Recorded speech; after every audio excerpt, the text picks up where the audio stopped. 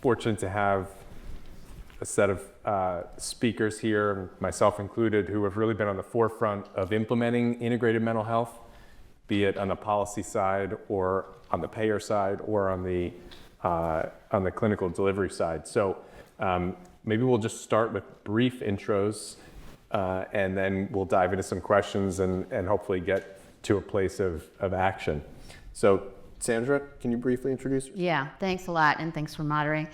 Sandra Wiltness, I'm the Senior Director for Behavioral, Population, and Public Health at the National Academy for State Health Policy. Our job there, we say, is everything is of, by, and for states, so our job is support state health policymakers in all things health policy, and I focus a lot on our behavioral health work. Great, thank you. Henry. Henry Harbin, I'm a psychiatrist by background. I've been involved in most aspects of the behavioral health care system, both on public health and managed care. Spent the last 10 or 15 years trying to drive change, reforms of the delivery of mental health and substance abuse nationally. So I'm here representing partly the Bowman Family Foundation, which has done a lot of work in the integrated care, collaborative care, as well as network access. Great, Kevin. Great.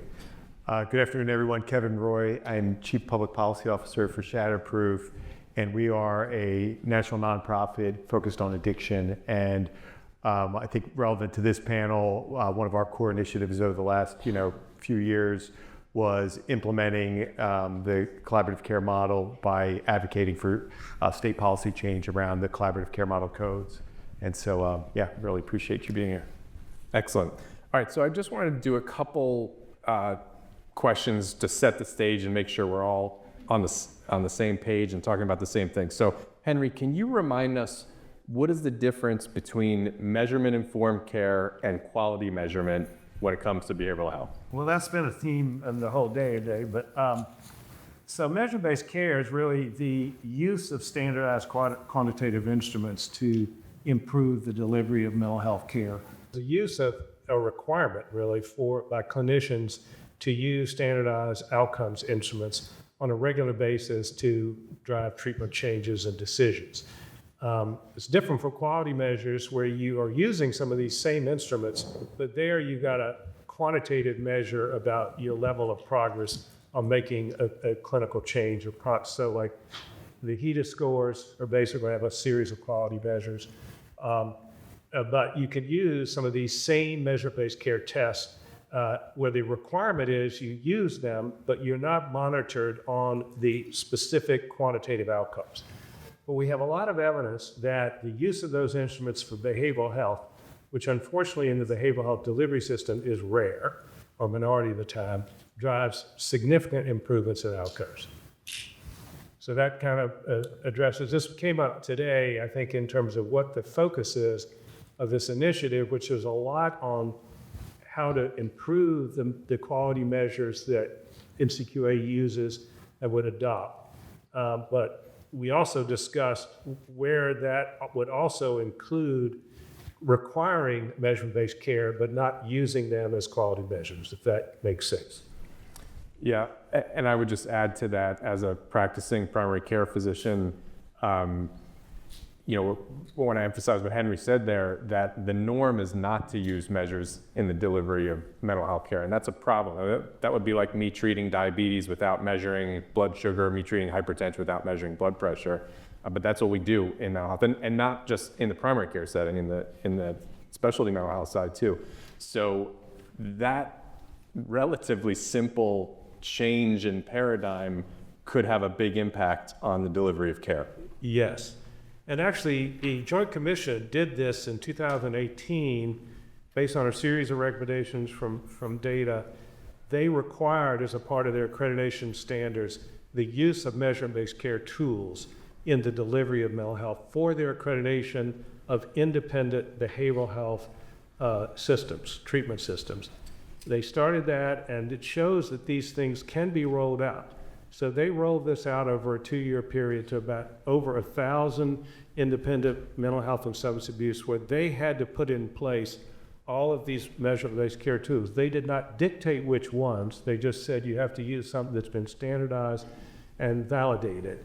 And they did it, and it shows that you can implement these things on a large scale in a fairly quick period of time. So I think that's something to consider. You've got a good example of a real-life, large-scale implementation of this that made a huge difference in these programs that are delivering behavioral health care. We'd like to see this applied, and I think that's something NCQA and West could look at that would be part of a model that you could scale, it was already scaled, but expand it into a broader number of providers. Kevin, in your work with states, to what extent do you see payment as a lever that can drive the adoption of measurement-informed care? Yeah, and just so you don't think that spending time in this meeting couldn't have a benefit, it was at a meeting in 2019 with Dr. Press and Henry that I first learned about collaborative care, and the folks from Meadows were there.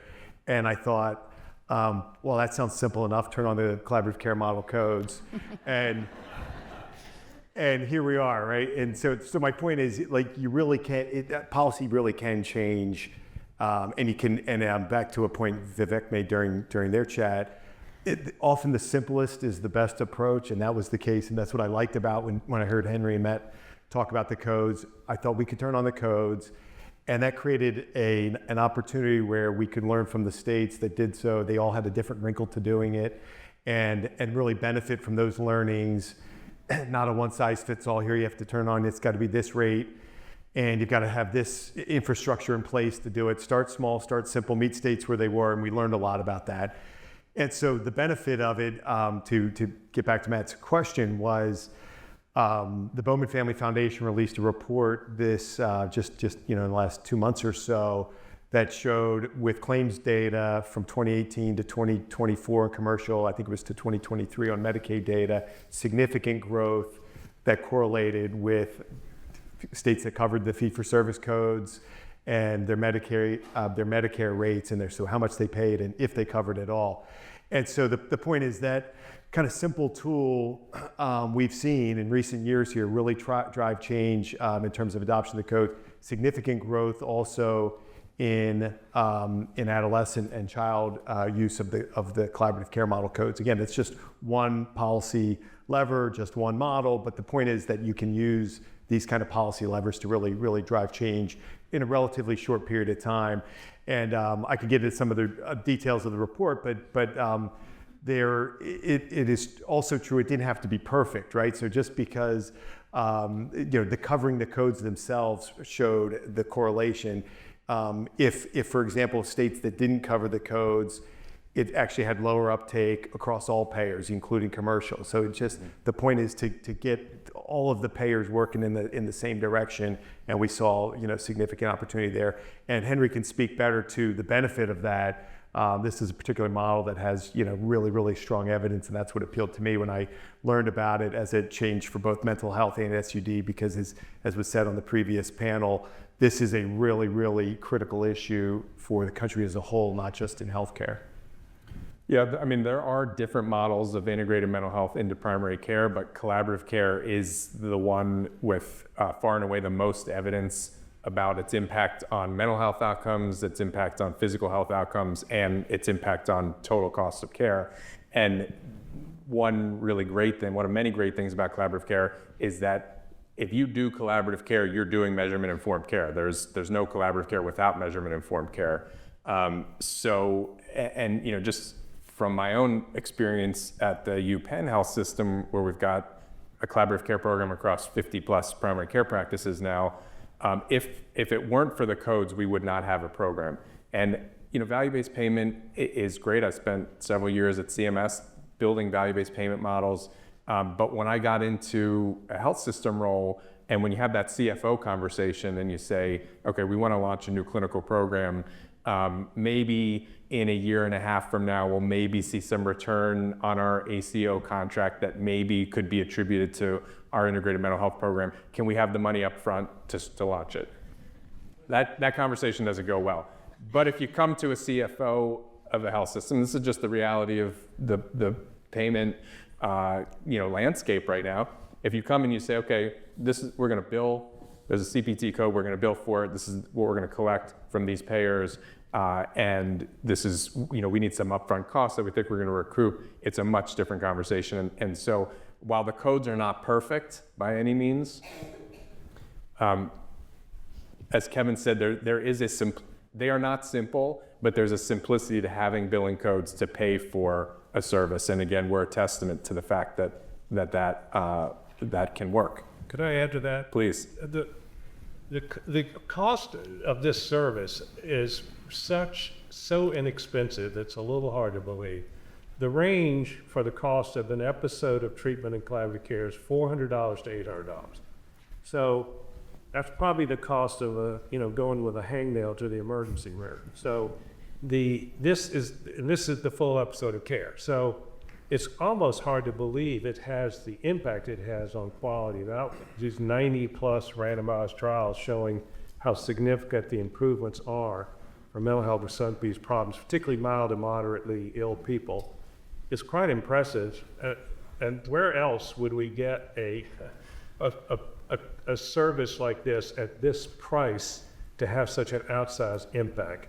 It's also, by the way, also shown an ability to address some of the workforce shortages and for behavioral health, because it expands the role of a psychiatrist consultant or psychiatric consultant significantly to have an impact on a broader number of people by being part of a primary care team where the psychiatric consultant, they're not the treater, they're just a consultant to the practice to show and advise on improvements on the care manager. So there's a lot of outside impact on something like this that has a population impact on such a large number of people. Sandra, I'd like to turn to you. As Kevin mentioned, a lot of the action and levers exist at the state level. And right now and in the coming years, states are finding themselves when it comes to healthcare in a challenging situation. So can you speak a little bit to what you see as opportunities and challenges at the state level to support measurement-informed care and collaborative care? Yeah, happy to do that. And I will say that we touched on this a little bit throughout the day in our discussion, just what are some of these bigger influences happening on the state policy level and state resource level. And I will just caveat this by saying, I didn't say in my introduction, I'm a clinical psychologist. I'm a super fan of all things integrated care, so don't shoot the messenger. And there are some real opportunities, and we have seen such tremendous growth. And as was noted in the fireside chat, COVID really sparked a lot of and catalyzed a lot of activity because we had multiple crises, in front of us in terms of behavioral health. We had states that were highly resourced through ARPA funds, through Medicaid 1115 demonstration waiver opportunities, and there was just a lot of movement that really allowed some of this to spark. I will say a few other influences during that time that were really positive that we could really think about how to build on here. One is leadership and bully pulpit. We can't underestimate that at all. Governors, legislative committee leads, and others who embrace evidence-based care and building the behavioral health continuum of care with primary care integration at the forefront are really in a position to shape policies, and we saw that. We saw a handful of states make billion-dollar investments really around the behavioral health continuum with integrated care as the focus. Including enhanced rates for a collaborative care model and so on during this period of time, and that's an opportunity to build on. It also allows for public-private partnerships to flourish, right? It's messaging, it's championing, and an opportunity there on the leadership side. Of course, it's covering the services and Medicaid, working also with state-based marketplaces, state employee and retiree plans. We don't talk a lot about that, but there are other public insurance programs that states can really think collectively across in terms of covering services and reimbursing for those services. Obviously, reimbursing adequately is a key element. We did see some capacity building resources.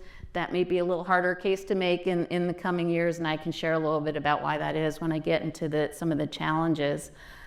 Building on the quality measures and incentives in both managed care and other, that we saw a lot of movement there, and I'm happy to supplement a little bit what we saw in the Bowman family study around managed care and some of the investments there that states made through some of their partnerships there. I'll share that in a moment. And then moving towards alternative payment models, value-based care, we know that's a real opportunity to bring more resources in, also a real challenge. A challenge to get providers ready to adopt and participate in those models, especially where there's a behavioral health provider component. to it. Workforce development, lots of levers at the state level, and this is going to be absolutely key. We talked about capacity building within primary care, right? That behavioral health manager position for collaborative care model. Also outside of, if you need to make referrals outside of the system, where is that capacity? There are a number of levers at the state level to develop pipeline, to use tele and digital health extenders to think about scope of practice and all those unlicensed workforce that we're talking about. The important thing here from a measurement perspective is also understanding how to stay attuned to the quality and the evidence-based practice that you're trying to implement when you're thinking about all these workforce changes. And then, of course, some low-hanging fruit, which I see as a real opportunity now, is addressing administrative and operational barriers. And regulatory challenges. That's a place we can continue to really hammer away even when resources are a bit in question. I can say a whole lot of other things, but let me just say one thing about managed care, and then I can get into challenges at the end if you like. On the managed care front, we did an analysis in 2024, and I just wanted to highlight a few things where there's real opportunity.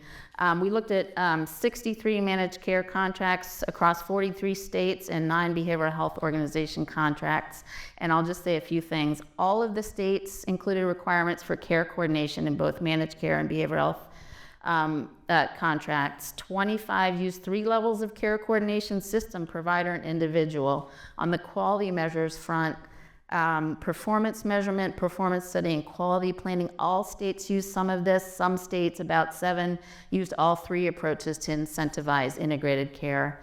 And the last thing on the payment side, there were a number of payment strategies used in managed care. 22 states rewarded high-performing MCOs around behavioral health integration. 29 employed a mix of strategies, including payment for delivering integrated care, collaborative care model, and really creative program strategies like using risk corridors and the like. So I just lay those out, and I gave you more statistics than you wanted. You can go to the report. But the point is, there's a whole lot of activity here in the managed care space that can continue to be built upon.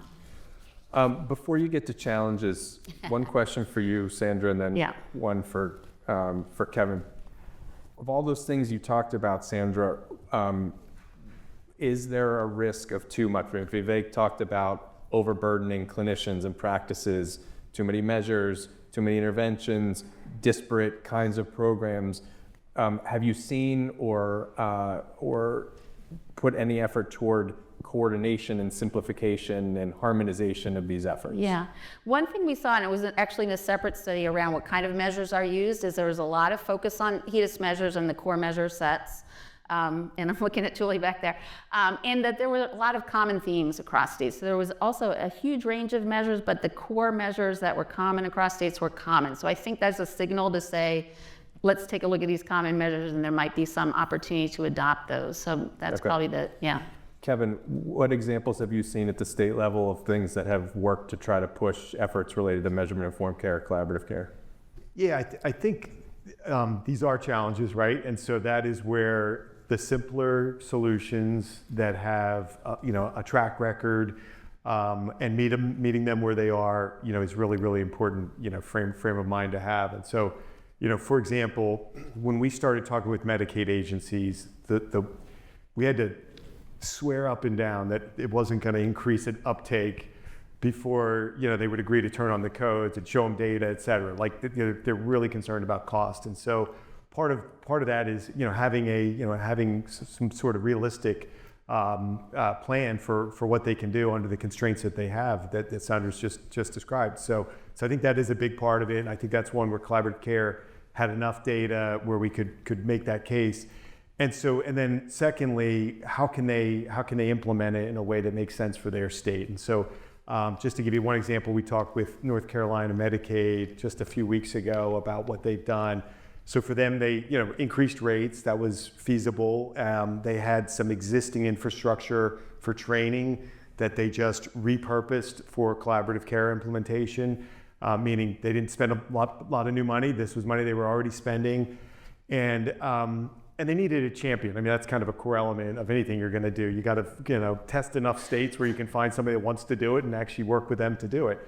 So they created an implementation roadmap, invested, or I should say, repurposed some of the existing training that they had for providers. And I've talked with other states where they said, sure, we do that for managed care.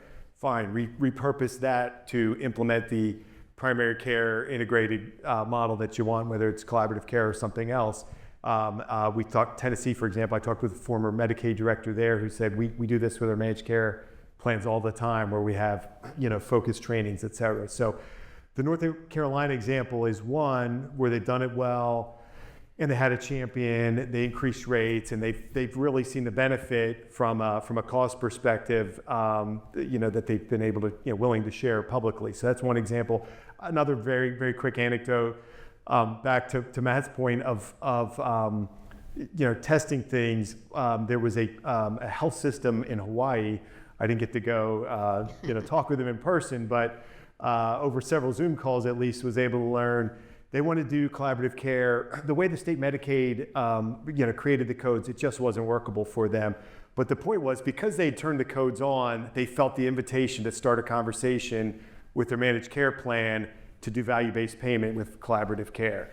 And so that's kind of my point, and maybe I think that the point that Vivek and Z were making in the prior panel is come up with some simple solutions that become, the impetus to start conversations around integrated care in the primary care setting. And that's a great example. And there's some other big health systems in Florida that are doing that as well. Even before we got the codes turned on in Florida, which has been done. And so anyway, you can really innovate with the states, but you got to, don't force it on people that aren't ready. There's 50 states out there plus that you can do it with. So Sandra, back to you in terms of challenges and, impending changes to Medicaid. What do, folks in the room need to be aware of that's going to be happening at the state level and in the next year or two? And, maybe any silver linings or opportunities within those challenges? Yeah, I get to end with silver linings. Okay. I would say in general, state Medicaid programs, state budgets have really enjoyed a period of expansion for the last, half decade, we can say. This year, leading up to this year, and probably in the near future, we're really going back to constraints, constriction, contraction in state budgets, and certainly in the state Medicaid program. In most states, not all states, there is some variability in states. Those states that have expanded Medicaid are those that are most implicated for some of the changes in the One Big Beautiful Bill Act, or H.R. 1. So I want to spend just a few minutes there on what are some of the things happening in states and how to think about that. Again, these are broad brush influences, but they're going to have an influence on any sort of payment and delivery reforms that we're after. Right now, the focus in many of those states is sustainability of the Medicaid program. And that means understanding cost drivers, looking for efficiencies, and creating some of those efficiencies, and even where we might have ROI in the system, where states may see a big cost driver, including increased uptake in behavioral health, which we all want. It's woodworking, we all wanted this. It's still seen as a cost driver in the program, and so it's something to think about. Some of this is also a call to action, everyone, so I'll just point out some of that. So that's one of the issues. The other thing is that there are a lot of new state officials. There are a number, I think 20-something new Medicaid, 16 to 20 new Medicaid directors currently, and a lot of new staff in these programs who don't necessarily have all that institutional knowledge, and the capacity in states right now is really challenged. They've had their head down around H.R. 1 implementation first quarter to get the community engagement, so the work requirements up and running, and that required a lot of tech and human capacity to get all that up and going, and that's going to get started here. And what that means for our population that we're talking about here, and more frequent 6-month redeterminations in Medicaid, this is Medicaid, blah, blah, blah. But what this means is a lot of the people who are implicated in the expansion population who are going to be subject to reporting on these requirements and so on are people with mental health and substance use disorder who are coming into primary care settings and other. We're talking about more mild to moderate, not those who meet Medicaid eligibility criteria for other reasons. So it's something to be aware of as you think about moving this model forward. There are also this is something we talk less about, but in the next few years, there are some serious financial constraints in the Medicaid program, again, hitting more expansion states harder. I will say the words, and we don't have to get into it, provider taxes and state-directed payments.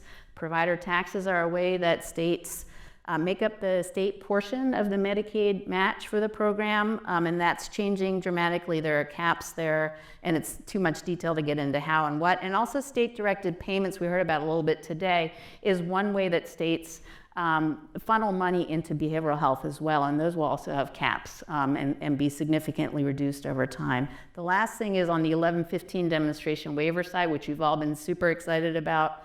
Some of the advancements there, there's going to be a new budget neutrality requirements that states have to meet, which basically means a different way to think about resourcing and testing things in demonstration programs. And so all that is coming up. I'll say two more things. One is we have 39 gubernatorial elections and 46 legislatures elections. That means a lot of turnover in states. We know 21 will turn over governors. There may be more. What does that mean? There's usually a huge lag as you think about transition teams that need to get new leadership up in place and understanding the state goals and objectives. So that's something that influences what's coming up, as well as we talked a little bit today about fraud, waste, and abuse. So program integrity issues are forefront for the Medicaid program. I was at the CMS, I can say this out loud because I was at the CMS Quality Conference, and it was very eagerly shared that last year was Medicare fraud, waste, and abuse. This year is Medicaid fraud, waste, and abuse. So there's a real focus. There's a lot of state capacity focus on those issues. I will say a few things to end that I think are positive. One is there is a doubling down on primary care and investing in primary care. That's a real opportunity both for primary care and for integrated care opportunities.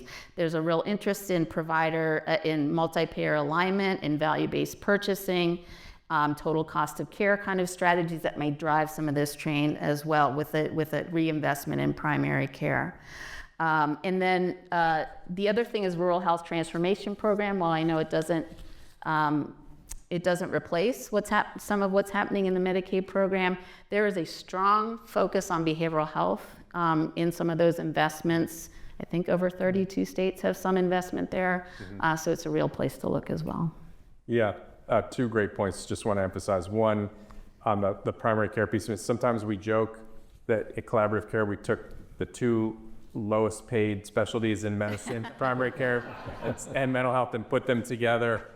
So it's a challenge, but without a strong and robust primary care system, there is no integrated mental health. I mean, we can do all the work on integrated mental health we want. We need strong investment in primary care, and the work that a lot of organizations, including some represented in this room, are doing to increase the overall investment in primary care, I think will go a long way towards building a foundation to do things like integrated mental health, and I agree on the rural health transformation. That's another opportunity at the state level. Henry, when I compare my conversation with patients around meeting mental health needs before collaborative care and after, it's a dramatic difference, obviously.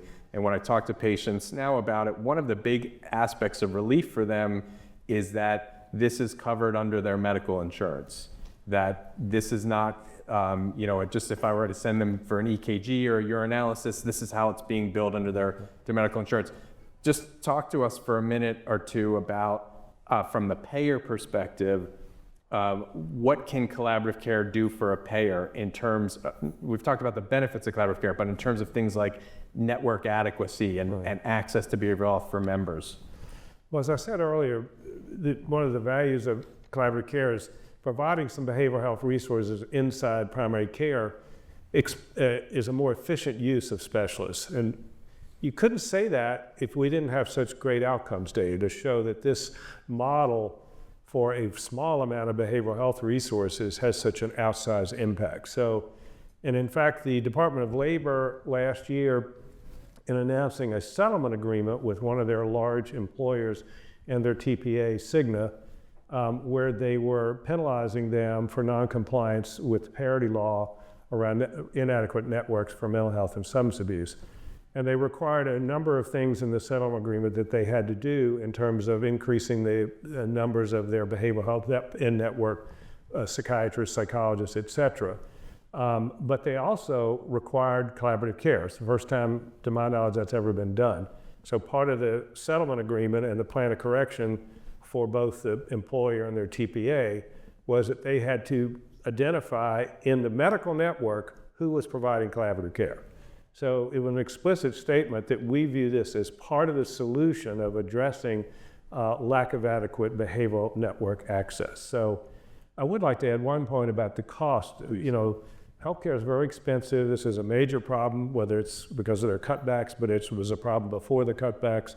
So this is a study done by Milliman, actually commissioned by the Bowman Family Foundation, of the outsized impact of a mental health disorder on total medical costs.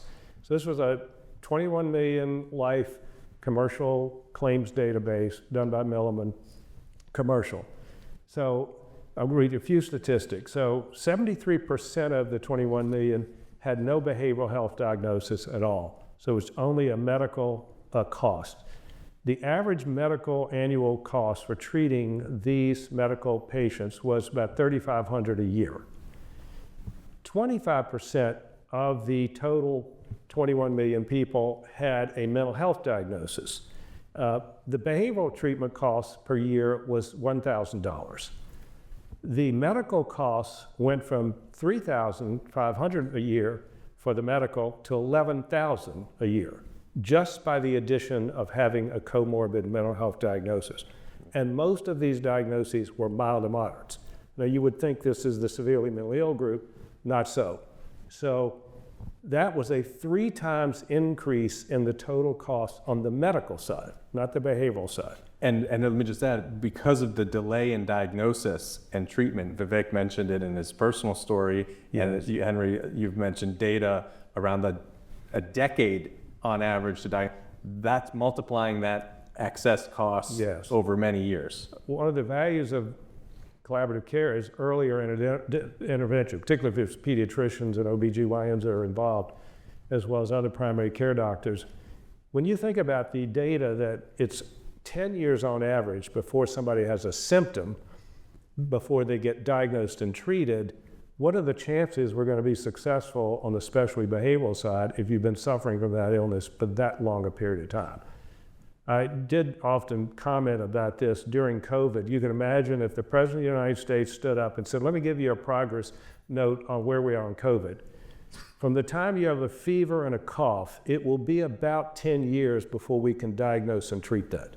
But that's the standard for behavioral health today. So that makes this integration like even more important, as we know so many of these illnesses take start in childhood or adolescence, and therefore they're not diagnosed till maybe they're 25 or 35. Henry, yes. Sadly, we're out of time. Okay. The Bowman Family Foundation reports can all be found, I think, by pretty easily Googling on the Bowman Family reports website. Yes. Sandra, the report you mentioned can be found where? NASHB website. You can find all this stuff, but I'll also send it to our hosts. Okay, and Kevin, plugs for any content? No, this is, well, I will say our Treatment Atlas Quality Initiative is in 15 states now, including California, so for anyone here. And that's available on your treatmentatlas.org and on Shatterproof's website. Yeah. Excellent. Thank you, everyone. Thank you.